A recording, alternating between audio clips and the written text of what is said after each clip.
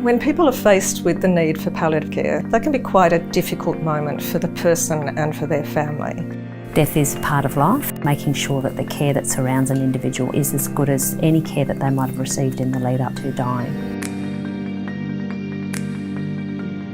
My name is Jennifer Tiemann. I'm a Matthew Flinders Professor at Flinders University. I'm also Director of a centre that's called the Research Centre for Palliative Care into Death and Dying. While we know what palliative care is, and that's a health response to needs associated with the end of life, death is also a personal experience, and it also relates to families and to communities and to societies. So REPAD is really about taking a 360-degree look at the systems, the experience, the lived experience of the person's last experience of life, having high quality care provision, which makes them aware that they will not suffer, that they can manage symptoms, that their pain can be controlled, they can deal with the issues that are going to confront them over those last months or years of life is really important. There's several different types of research that are involved. There's research about what is best practice and what interventions work so that people can feel confident in the care that they're receiving. We actually run direct research projects with different community groups to get their understanding of practice. We work with health professionals to understand their skills and their competence and where they need support and guidance. And they're all designed to be used by people who are either providing care or needing care. Hi, I'm Kate Swetnam. I'm the clinical lead for the end-of-life care team within the Department for Health and Wellbeing. The vision for SA Health is really the best health care for all South Australians, and so while they don't call out end-of-life care, it's implied within the best for everyone, and we recognise that people might like to believe that we can cure death. Death is part of life.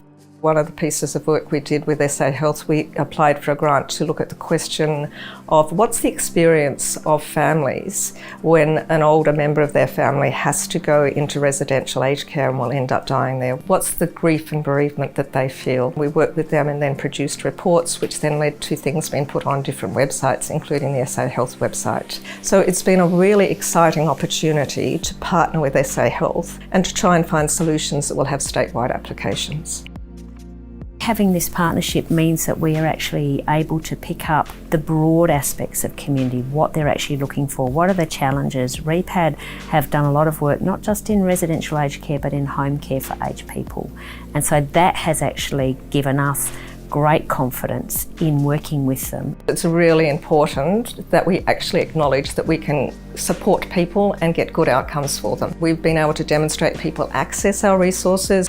We might have 1 million visits to our websites in a year, which is a lot of people who are willing to say, I'm willing to look for material around death and dying. We see the impacts of the work that we do with that. And then we also get the personal impacts where people will come back with their stories and say, because I had access to this material, I could care for my mother at home. And I felt confident in being able to talk to her about what needed to be done and to talk to the health professionals about what was needed. An ideal future will have end-of-life care as the overarching umbrella, so that we will have synergies between palliative care. Advanced care planning and advanced care directives will be well embedded into the fabric of society, and people will start to see the value of having these documents completed. Actually have it embedded into all our systems in general health care so that people go looking for those documents so that they're actually providing care that's congruent with wishes that people have identified.